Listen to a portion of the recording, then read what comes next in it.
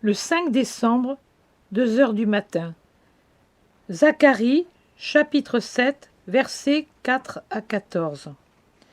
Jésus dit : Je ne suis pas venu nier la loi et les prophètes, mais la confirmer et la perfectionner en modifiant ces inexactitudes et ces superstructures que l'être humain y a apportées, en partie à cause de sa propre imperfection et en partie à cause d'une humanité supérieure à l'âme.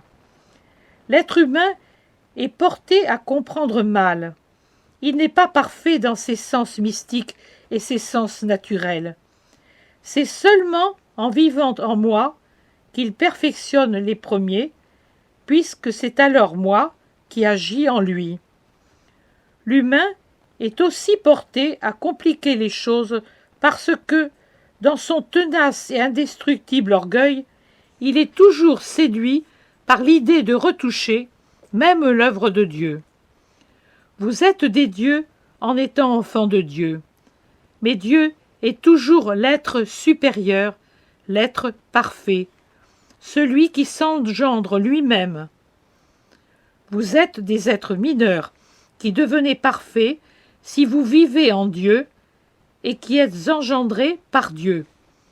Alors, pourquoi donc voulez-vous toujours modifier avec vos complications ce que Dieu, dans sa simplicité, qui est un des signes de sa nature, donne déjà parfait dans sa simplicité ? Quand je suis devenu le maître, j'ai constaté que la loi, à l'origine si claire et linéaire, était devenue un enchevêtrement d'impositions et un fardeau de formules qui la rendait impraticable aux fidèles. Naturellement, les poids et les formules étaient pour les humbles. Les puissants qui les avaient créés ne les assumaient pas. Les prêtres, les scribes et les pharisiens suscitèrent mon horreur et mon mépris. Et si parmi eux je vis quelque âme loyale que j'aimais divinement, je vis aussi la foule des autres, plus nombreuse qu'un troupeau de boucs sauvages puants, qui contaminaient la maison du Seigneur de leur marché, de leur fausseté, de leur impiété, de leur dureté, et faisaient du Seigneur quelque chose de terrible pour les pauvres de la terre. C'est pour moi que ces sépulcres fétides jeûnaient et faisaient des sacrifices ? Non, pour en avoir un avantage humain et des louanges. C'était commode pour eux d'être les docteurs de la loi, et commode de faire partie du peuple élu en Israël. Mais ils n'avaient pas de véritable désir et de véritable offrande pour attirer le Messie et ses bénédictions.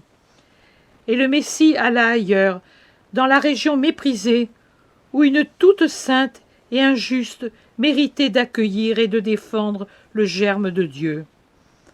Et maintenant, mes enfants, est-ce que vous jeûnez et priez pour l'intérêt de Dieu ? Non.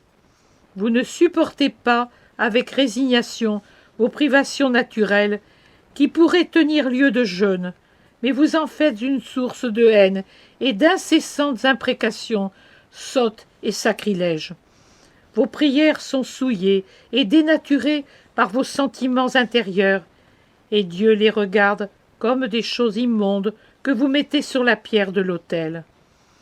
Dieu les réduit en cendres et en disperse la fumée vers la terre.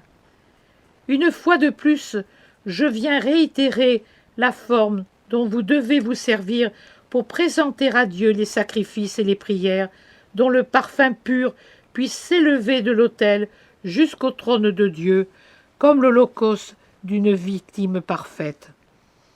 Jugez selon la vérité, soyez miséricordieux et compatissants envers vos frères et sœurs, quels qu'ils soient. N'opprimez pas la veuve et l'orphelin, les pauvres étrangers, les humbles et les faibles de la terre. N'ayez pas dans votre cœur des pensées de hargne, de vengeance et de mauvaises actions envers vos semblables. En somme, aimez, car l'amour est la synthèse de la loi, et celui qui aime fait tout. Et l'amour est l'encens qui parfume les hosties propitiatoires, et l'eau lustrale qui lave les pierres de votre autel. Ne rendez pas votre cœur et votre oui encore plus durs qu'ils ne le sont déjà. Ne fermez pas votre cœur et votre oui à la voix de Dieu qui parle à travers ses porte-paroles, comme autrefois les anciens durcirent leur cœur et leur oui à la voix de Dieu qui parlait par ses prophètes.